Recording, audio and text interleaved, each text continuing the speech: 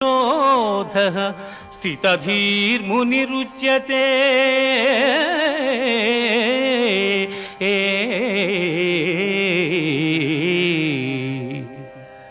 దుఃఖములు కలిగినప్పుడు దిగులు చెందని వాడును, సుఖములు కలిగినప్పుడు స్పృహ లేని వాడును, రాగము భయము క్రోధము పోయిన వాడును స్థితప్రజ్ఞుడని చెప్పబడును.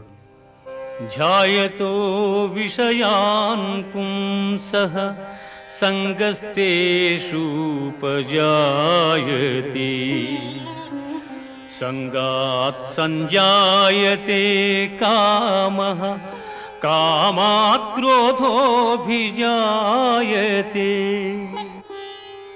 క్రోధాత్ భవతి సమ్మోహః, సమ్మోహాత్ స్మృతివిభ్రమః, స్మృతిభ్రంశాత్ బుద్ధినాశో, బుద్ధినాశ